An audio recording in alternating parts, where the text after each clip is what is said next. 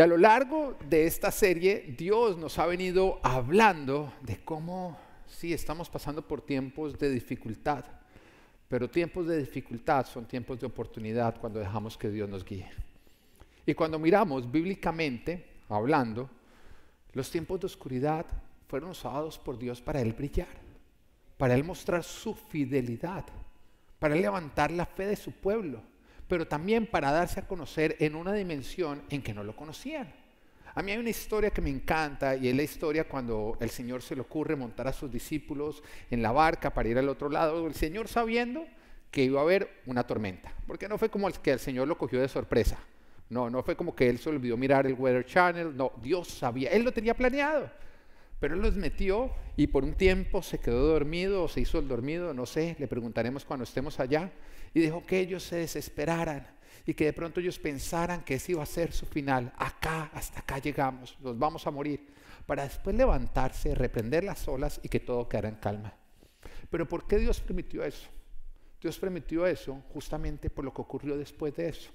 Que sus discípulos dijeron, ¿quién es este? Que hasta los vientos y los mares le obedecen.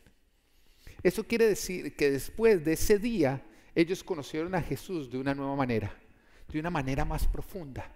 De pronto lo conocían como el que sanaba enfermos, de pronto lo conocían como el que multiplicaba comida, pero todavía no lo conocían como aquel que domina la naturaleza, los cambios climáticos, la creación entera.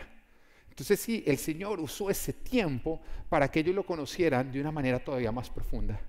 También lo encontramos en Job. Después de que Job pasó por esa dificultad, que no se preocupe, este es un caso extremo. Yo no creo que nosotros vayamos a tener que pasar por eso de Job, ¿no? Pero algo que es asombroso es como después de que él pasa por todo esto y él tiene un cara a cara con el Señor, él expresa y él dice, ahora me doy cuenta que de oídas había oído de ti, pero ahora te he visto cara a cara. En otras palabras, en su dificultad, Job conoció mejor a Dios. Y cuando nosotros conocemos mejor a Dios, nos vamos a conocer mejor a nosotros. Y cuando nos conocemos mejor a nosotros, vamos a entender que fuimos creados para algo grande. Nos vamos a alinear con Dios y entonces vamos a permitir que Dios explote todo nuestro potencial. Porque tú fuiste creado para más que para lo que estás viviendo. Pero en la medida que tú conozcas más a Dios, vas a poder experimentarlo y explotar todo tu potencial. Entonces sí, Dios usa los tiempos difíciles para que lo conozcamos en una dimensión todavía más profunda. Dios está usando toda esta situación para que tú lo conozcas todavía en una dimensión más profunda. Con mi esposa, cuando pasamos por la infertilidad, que ya lo conté anteriormente, fueron 7 años, 8 años de infertilidad, de esterilidad, y fue muy doloroso. Pero recuerdo cuando perdimos, porque finalmente quedamos embarazados y perdimos ese embarazo, después volvimos a quedar embarazados y perdimos el embarazo. Que una vez estaba escuchando una prédica y el predicador, como si supiera, porque una prédica online, el predicador como si supiera que estuviera hablando conmigo, dijo, puede ser que tú acabes de pasar por una pérdida, pero Dios va a usar todo esto para que tú lo conozcas de una manera más íntima. Y aunque en este tiempo parezca a Dios distante, realmente Él está cerca y te está invitando a una mayor intimidad. Y cuando Él me dijo eso, a mí hasta me dio piedra con el predicador. Porque yo dije, Dios está distante, ¿quién va a poder entender todo este dolor? Pero lo cierto es que ese fue un tiempo en el que mi esposa y yo pudimos conocer mejor a Dios y crecer en nuestra fe. Entonces tus tiempos o tus áreas de oscuridad, Dios las está usando para que tú lo conozcas a Él, conozcas de Él, crezcas en tu fe. Y eso va a ayudar a que tú conquistes todo lo que Él tiene planeado para ti. Que déjame decirte, los planes de Dios son grandes, los tuyos son pequeños. No importa qué tan grandes tú creas que son tus sueños, son pequeños cuando los comparas con los sueños que Dios tiene para ti. Pero también nos damos cuenta que fue en tiempos de oscuridad que Dios hizo visible lo invisible. O sea, Dios usó la oscuridad para hacer visible lo invisible, o para ser más específico, para hacer visible al invisible. Y de pronto es la forma en la que tú te vienes sintiendo.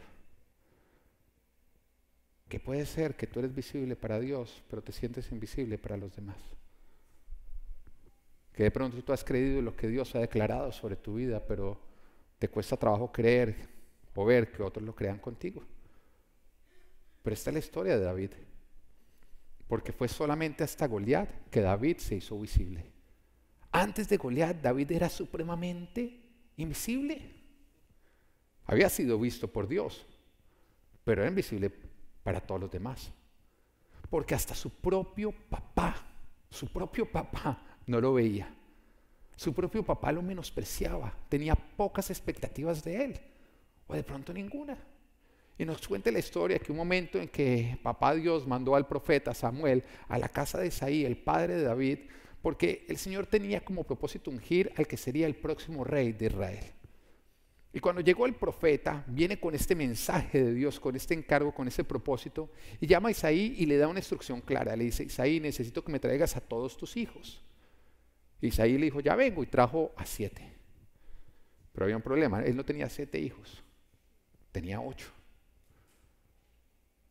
Pero nada más trajo a 7, porque ni siquiera llamó a David. Seguramente pensó: ¿para qué perdemos el tiempo? Es claro que David no tiene lo que se requiere para ser padre, para ser rey. ¿Para qué lo ilusionamos al chino? Más bien dejémoslo por allá distraído. Y no llamó a David. El papá lo descartó desde antes de que el profeta hablara. Pero también nos cuenta la historia, nos cuenta la palabra, que cuando Samuel, el profeta, vio a los 7, que todos tenían apariencia de rey, todos pura apariencia de rey, y cuando él miró uno, otro, Dios le dijo: no, ninguno de ellos es. Así que el profeta, sintiéndose como un momentico: ¿qué pasó? Venga, Isaí, ¿usted está seguro de que acá están todos sus hijos? Porque ninguno de ellos es. Isaí miró y dijo: sí, no falta nadie. ¿Quién podrá faltar? ¿David, falta alguien? No, pues falta ese David, pero pues ese es el menor, ese no sirve para rey. Lo tengo ahí cuidando las ovejas. Y Samuel dijo: no, pues llámelo, porque ¿qué más hacemos? Y lo llaman, y resulta que Dios lo había visto. Cuando él era invisible para todos, él era visible para Dios. Así que el profeta lo unge, y en ese momento declara que David va a ser el próximo rey de Israel. Ungido.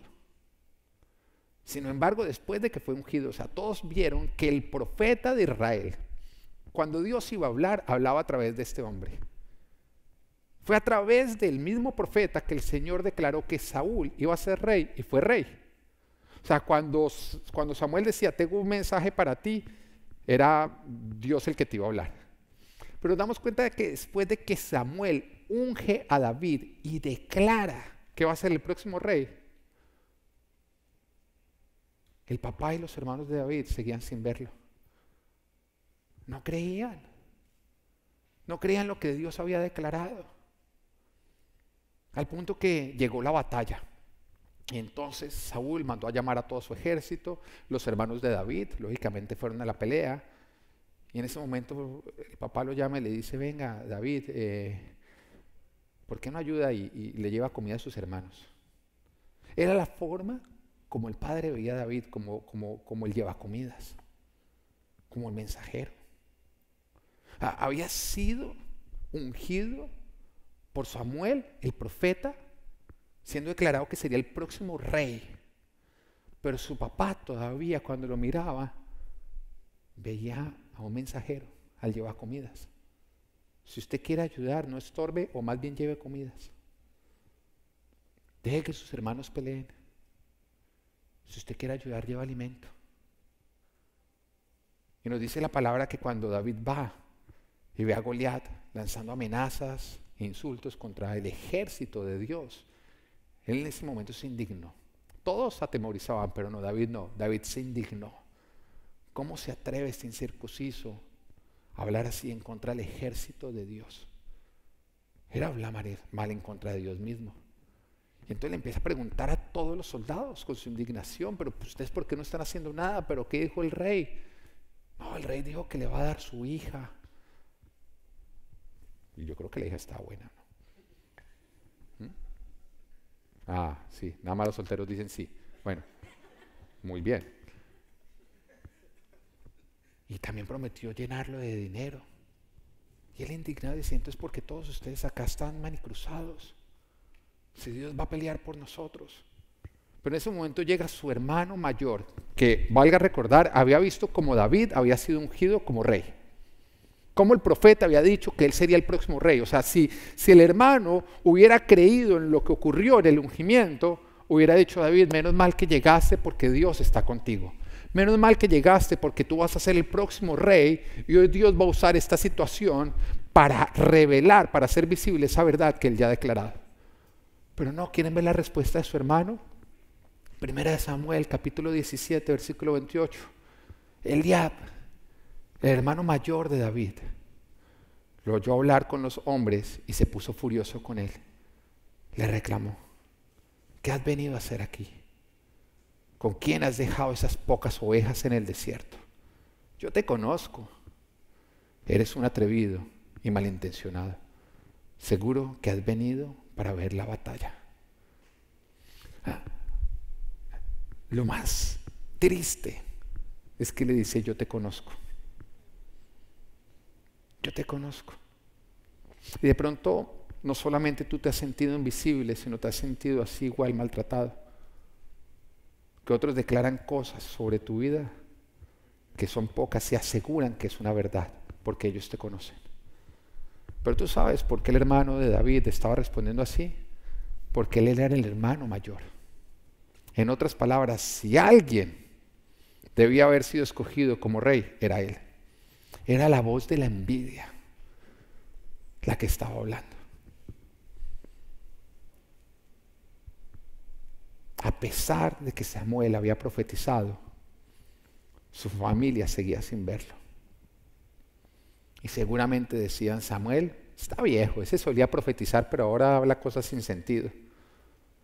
Pero después de Goliat, después de la hora más oscura, después de lo que amenazaba al pueblo, después de lo que tenía aterrorizado a todos, lo que había provocado la caída de la bolsa de Jerusalén, de lo único que hablaban los medios y Facebook, se había dado una orden de stay at home porque si sales Goliat te lleva.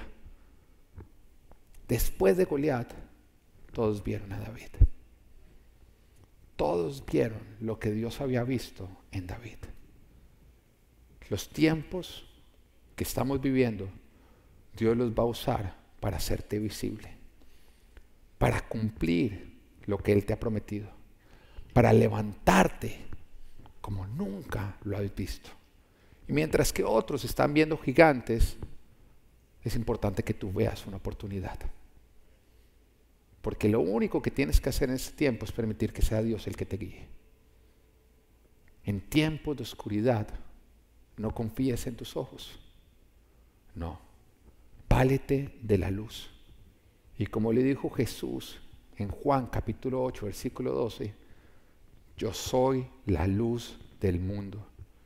El que me sigue no andará en tinieblas, sino que tendrá la luz de la vida.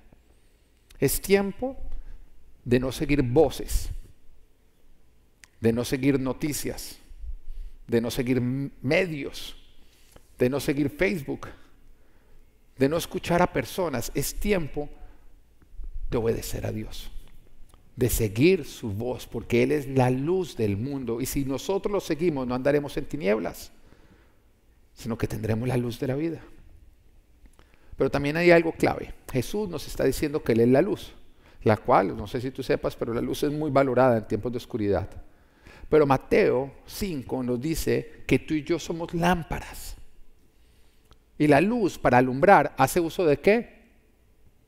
De una lámpara. Y Dios todo lo que hace lo hace a través de alguien. Y eso quiere decir que en este tiempo Dios te va a poner a brillar para mostrar su luz. Que para Dios mostrar su luz en ese tiempo de oscuridad te va a poner a brillar. Si tan solo tú se lo permites. Y que igual como Dios usó los tiempos oscuros para que David fuera visto, Él usará estos tiempos para que tú también seas visto. Y que lo que era invisible para otros, Dios lo hará visible para todos. Tiempos de oscuridad son tiempos de oportunidad para los que tienen luz. Y tú la tienes si Jesús vive en tu corazón. Amén. Así que esto es You Will Make It. No estoy terminando, estoy apenas arrancando. Voy a arrancar, esta es la introducción. Ok, si tienes afán, estás en el lugar equivocado. Bueno, esto es You Will Make It y hoy vamos a ver, apúntale a la victoria. Apúntale a la victoria. Y quiero terminar esta serie con 3 recomendaciones. Amén. ¿Quieres lograrlo? Bueno, últimas 3 recomendaciones. Número 1, prepárate para el éxito y no para el fracaso. Prepárate para el éxito y no para el fracaso. Y quiero arrancar contándoles una historia a ustedes. A ustedes les gustan las historias además. Cuando con mi esposa nos ennoviamos y nos casamos, algo que yo le enseñé a ella, que ella no sabía, pero siempre quiso hacer, fue patinar. Ella anhelaba aprender a patinar, pero nunca lo había logrado, ni siquiera con los de 4 llanticas así, nada. Así que cuando nosotros nos casamos, compramos unos patines para ella y recuerdo que nos íbamos a una calle cerrada y yo le enseñaba a patinar y al frente de ella le iba enseñando y de hecho aprendió a hacerlo muy bien. Aprendió a patinar en lo plano, en subidas, en bajadas, lo hacía excelentemente bien. Pude ver cómo ella aprendió, cómo tuvo un buen profesor. Sin embargo, a pesar de que pasó el tiempo, había algo. Y era que toda salida a patinar, mi esposa se caía. O sea, no importa cuánto lo hubiera hecho, siempre, en toda salida a patinar, abrazó el piso. Y la razón por la cual siempre se caía era porque ella iba patinando y de pronto veía una piedrita y cuando veía la piedrita empezaba a mirar hacia alrededor, encontraba un pasto y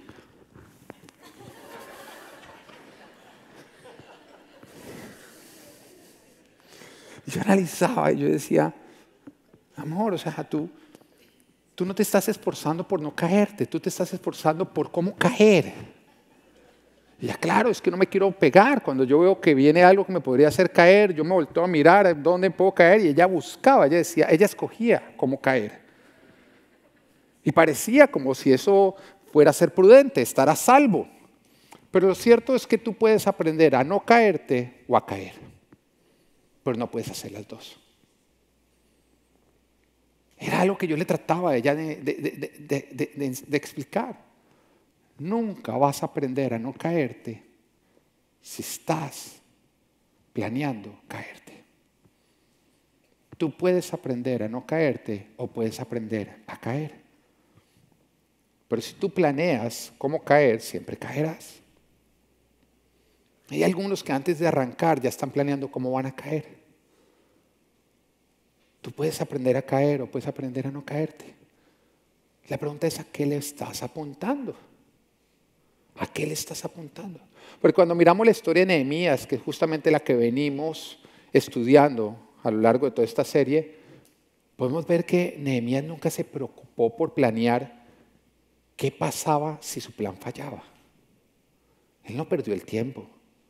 No, él había pasado el tiempo más bien orando y planificando cómo obtener la victoria, como si esta fuera inevitable. ¿Por qué?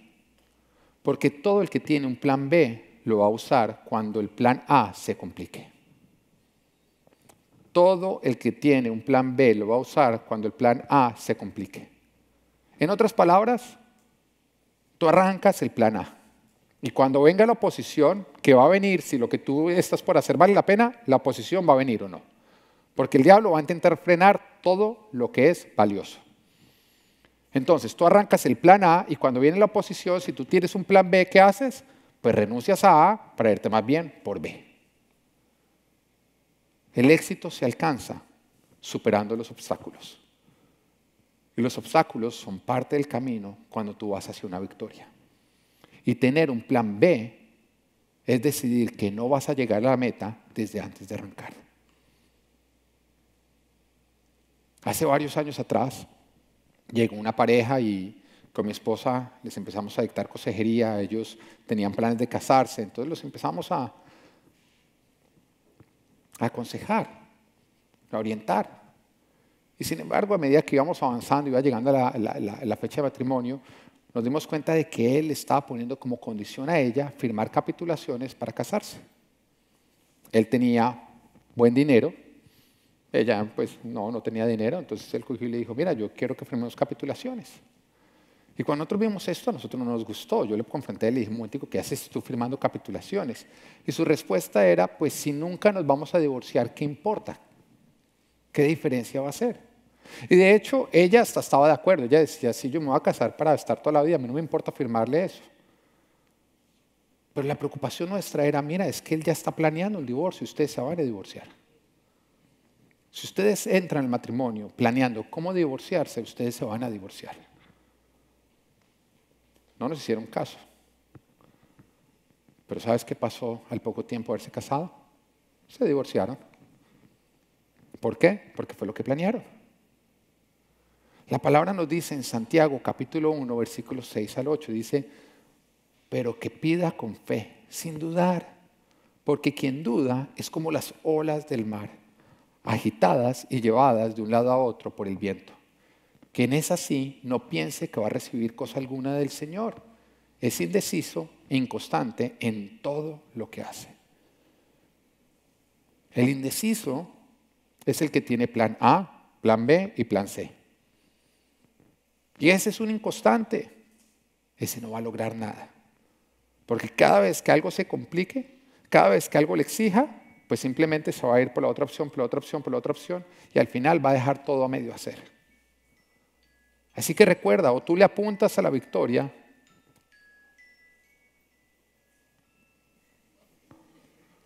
o tú le apuntas a la derrota. Así que decide a cuál, porque solamente le vas a poder apuntar a una de las dos. Amén. Punto número 2. Entonces lo primero es planea para el éxito, no para la derrota. Amén. ¿Le habló a todos? Eso es en todas las áreas. El que se casa de una vez planeando cómo se va a divorciar, no pierde el tiempo, no se case. El que arranca una empresa planeando cómo va a caer en bancarrota, no se meta ahí.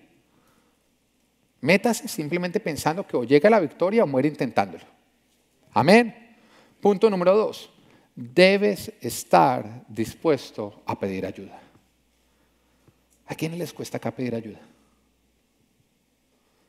A veces cuesta, ¿no? A veces cuesta, pero para tú llegar a donde Dios te quiere llevar, tú tienes que estar dispuesto a pedir ayuda. Solo no lo vas a lograr. Y cuando miramos la historia de Nehemías, nos damos cuenta que una de sus osadías más grandes fue atreverse a pedir ayuda. Y no a cualquiera, le pidió ayuda a un rey pagano que tenía poder de vida o poder de muerte. O sea, podía matarlo simplemente porque no le agradaba lo que le había pedido. Si al rey no le parecía bien, ese día estaba malas pulgas y Nehemías le estaba pidiendo un favor y el rey le daba mal genio, lo mandaba a matar. Pero Nehemías sabía que él solo no podría alcanzar lo que Dios lo estaba llamando a alcanzar, que él necesitaba ayuda. Y parte de la provisión de Dios incluye proveerte personas que te van a servir de ayuda. Vayamos al inicio de la creación. El Señor crea a Adán. Y después de que lo crea, lo empieza a llenar de propósito. Y le dice, mira, te pongo en el jardín, tienes que administrarlo todo, tienes que ser el administrador de la creación. Tienes que ponerle nombre a todos los animales. Todo lo creado lo someto a ti. Y después de que le entrega todo el propósito, el Señor se queda mirándolo y le dice, oiga, no es bueno que el hombre esté solo. Que en otras palabras es, oiga, esta vaina le va a quedar grande a él. Entonces el Señor dijo, no, venga, le voy a hacer una ayudadora, una ayuda idónea. Y le creó a Eva. Ahora quiero hacer un paréntesis. Mujeres, esos son ustedes en nuestras vidas. Una buena ayuda idónea es aquella que hace más fácil para nosotros el cumplir el propósito de Dios que Dios nos ha dado. Entonces tienen que entenderlo. Cuando uno está casado quiere decir, uy, ahora vamos a poder llegar más lejos porque estoy acompañado, tengo una ayudadora. Y tú estás cumpliendo bien tu rol como mujer cuando tú estás ayudando a tu esposo. Y las que todavía no se han casado tienen que entenderlo, ¿no? Estos hombres tienen que llegar más lejos porque ahora tú estás al lado de ellos. Pero también es importante para los hombres que entiendan y entendamos que ellas son ayudas que Dios nos dio. Entonces toca involucrarlas. Toca dejarnos ayudar.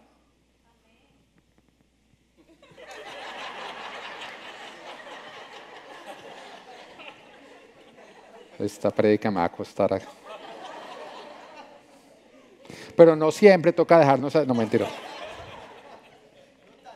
Entonces cuando tú vas en el carro y ella dice, mi amor, estás perdido, venga, pidamos ayuda.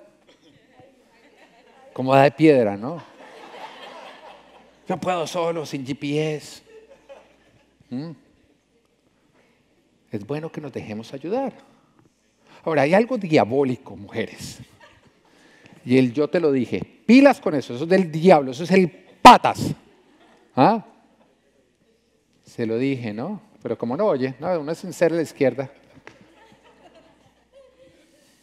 Pero sí, parte de la provisión de Dios para que nosotros alcancemos ese propósito que nos ha entregado es darnos personas que nos sirven de ayuda. Y hay muchos que no alcanzan el éxito simplemente porque no se atreven a pedir ayuda. Y no pedir ayuda es igual a rechazar el ser ayudados. ¿Lo estás entendiendo? No pedir ayuda es igual a rechazar la ayuda.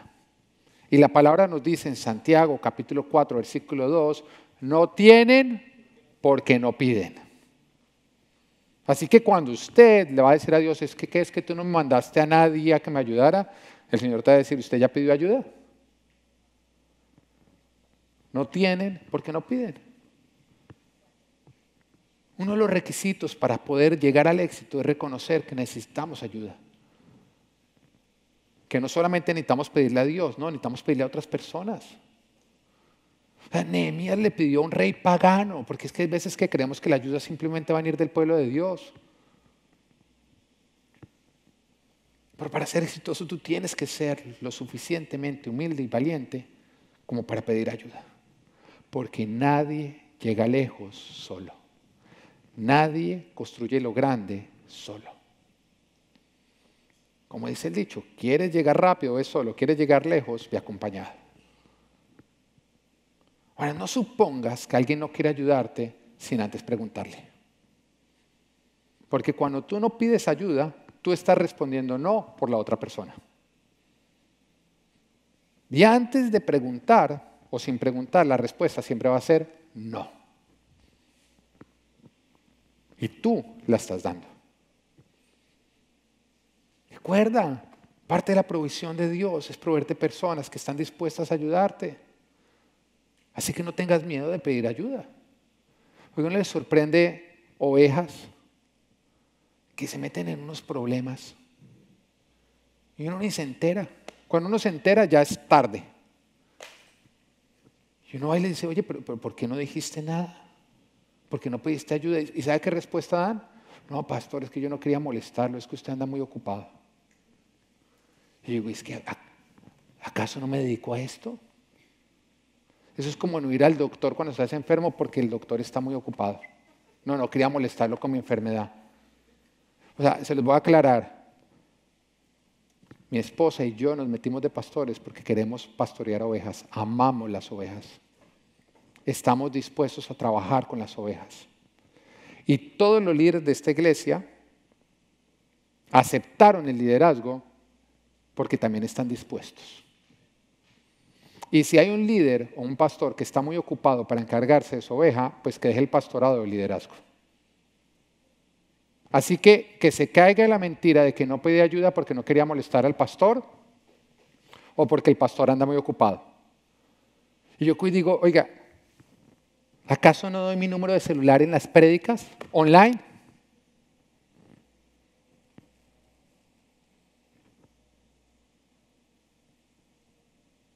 Que no haya disculpa. Matrimonios que están pasando por dificultades y la iglesia no se entera. Pero después se divorcian y culpan a la iglesia. Empezaron a tener problemas y se apartaron.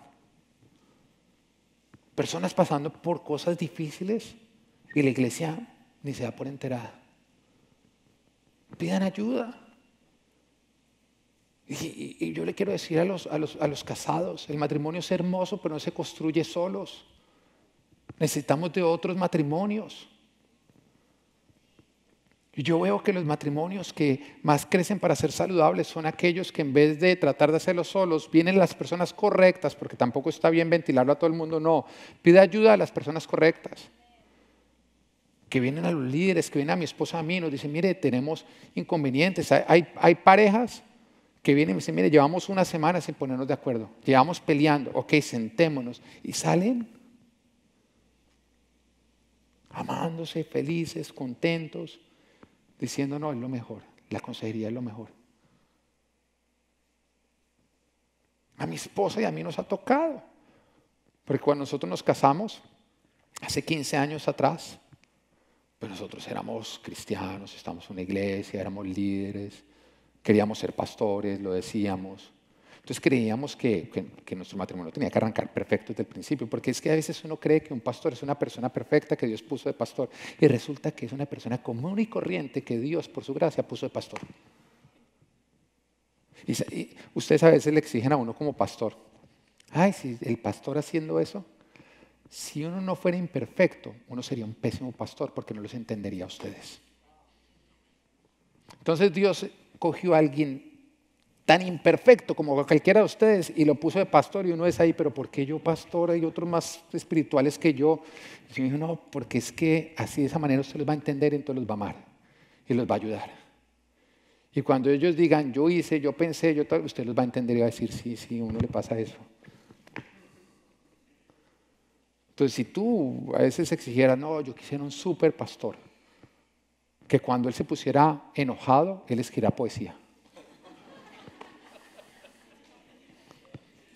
Hay algunos que creen que así son las peleas en la casa del pastor. Amada mía, varón de Dios, no saquemos la basura porque entonces va a ser... No, así no es.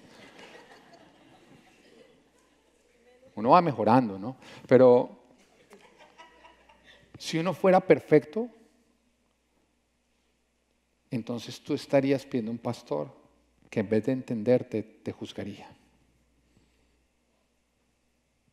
Si ves que hay veces que pedimos exactamente lo contrario de lo que nosotros necesitamos.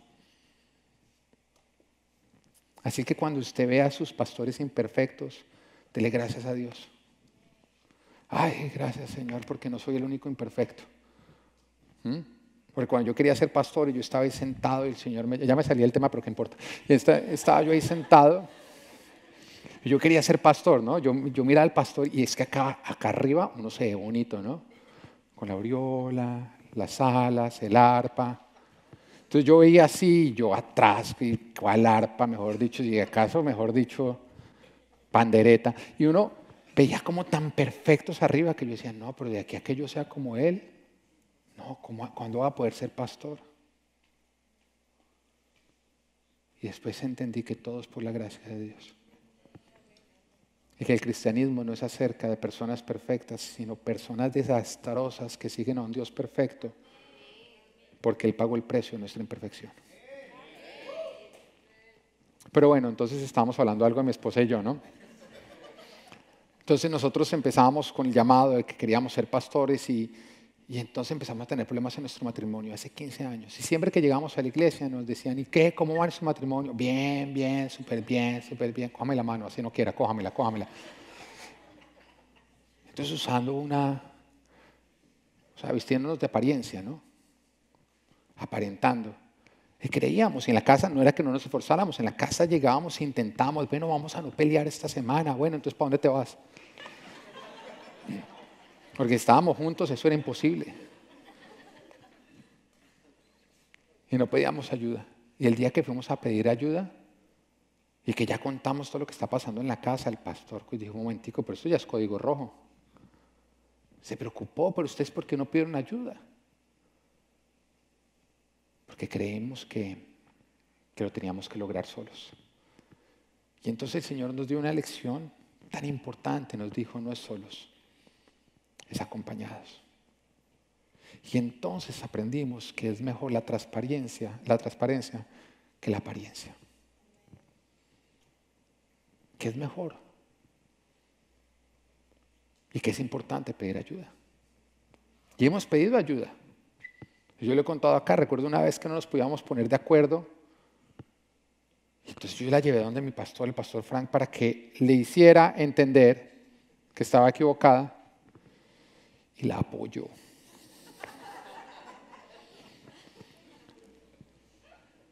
Pero se nos solucionó el problema. Con un ratico, 3 horas nada más ahí dando el hora ahí. Pero salimos enamoraditos, nos fuimos hasta en carros separados. Y ya regresamos y vimos el cambio y entendemos que solos no se puede. Y te quiero animar a que no lo intentes solo y a los que están por casarse les voy a decir algo, no lo intentes solos. Ahora, no busquen en la iglesia. Un error grave es que empiecen a buscar en los papás. No cometan ese error. A mí me lo advirtieron y lo cometí. Entonces yo vengo y se lo digo a usted, aprenda de mi error. Un papá, él no puede ser imparcial o no. Además, usted va y cuenta toda esa basura y entonces los papás se cargan contra el cónyuge. Y usted después va y se perdona, pero ellos siguen viendo como ese degenerado, así, todo lo que usted hizo. Y empieza usted a dañar la relación. Aunque Edwin y Patty te quieran convencer de que va a ser diferente con ustedes, no lo busques. Si hay algo que vas a poder descansar cuando te cases, es de tu suegro.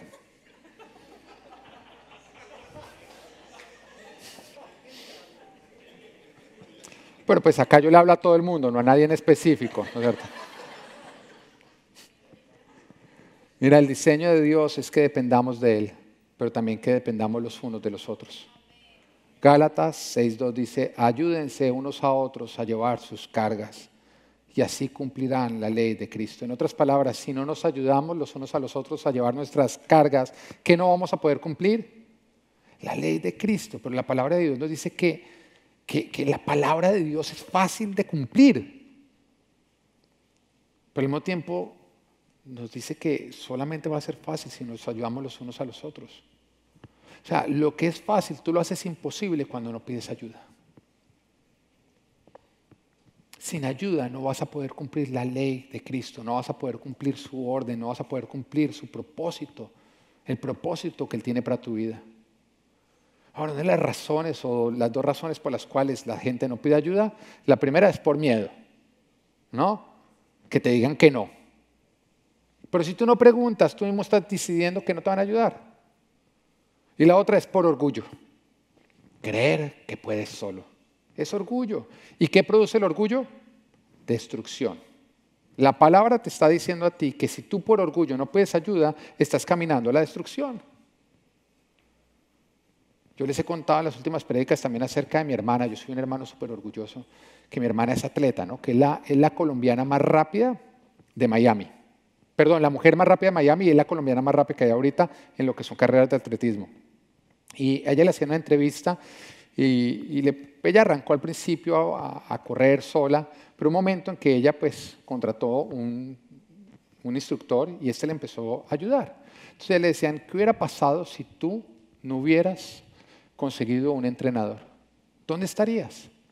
Y ella respondió, me encantó su respuesta porque ella dijo, yo estaría lesionada. Hay muchos que están lesionados porque no piden ayuda. Sin ayuda vas a terminar lesionado. En lugar de obtener el éxito, vas a obtener una lesión. Así que pide ayuda. Amén. Lo que nos lleva al punto número 3 y también punto final de esta prédica. Persevera hasta el final. Si tú quieres obtener la victoria, persevera hasta el final. Ahora, con esto estoy terminando la serie, pero también cuando miro atrás a esta misma serie, me doy cuenta que de pronto este fue el punto más repetido, que más he repetido a lo largo de la serie. Varias veces lo he dicho. Ahora, si lo repito es porque es ¿qué? Importante. Y si es lo que más he repetido es porque es lo más importante. Es algo que tienes que entender. Que Dios tiene grandes cosas para ti. Pero si tú no perseveras en alcanzarlas, tú estás decidiendo no alcanzarlas. Tienes que perseverar hasta el final.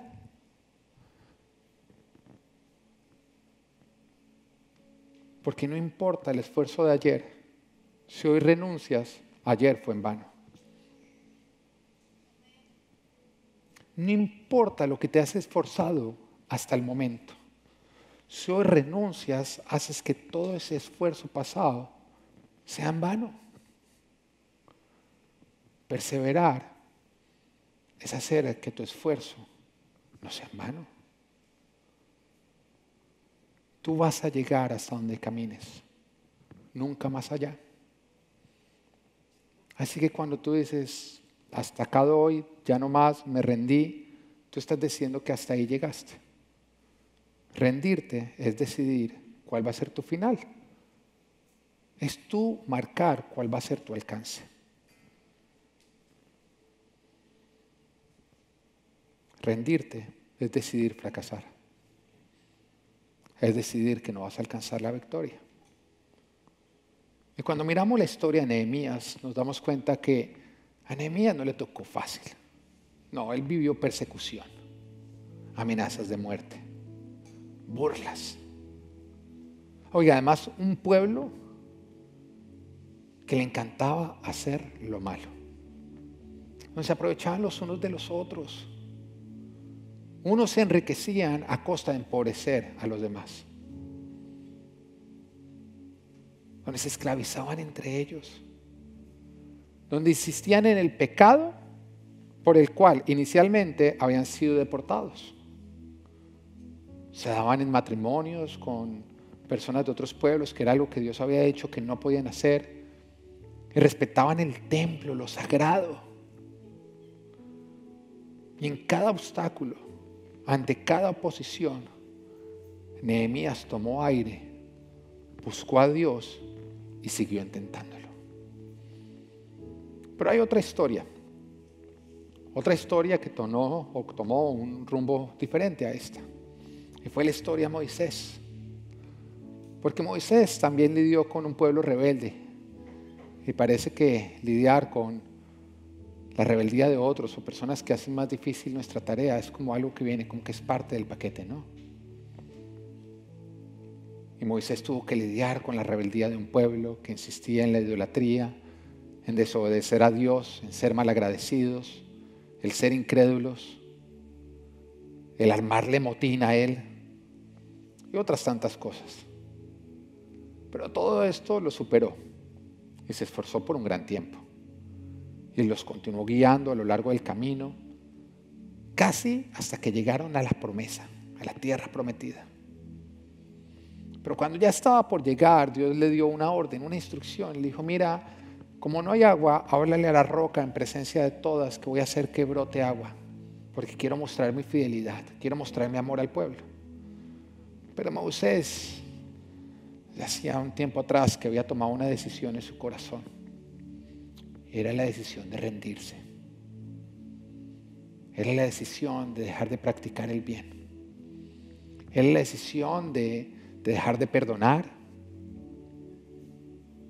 de dejar de amar. Es la decisión de no renovar su misericordia, de estallar. Y cuando Dios le da la instrucción de háblale a la roca, debía hacer algo lindo, ¿no? Él lo que hizo fue usar ese lugar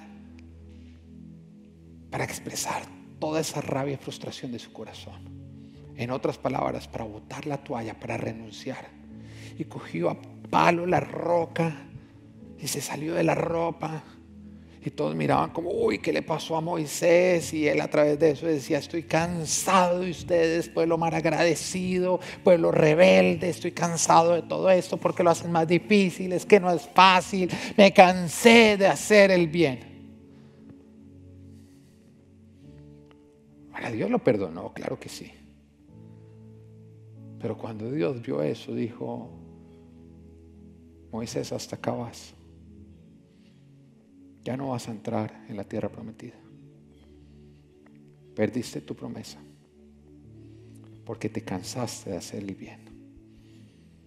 Hoy Dios te dice, hoy Dios te repite, no nos cansemos de hacer el bien, porque a su debido tiempo cosecharemos si no nos damos por vencidos. No te canses de hacer el bien.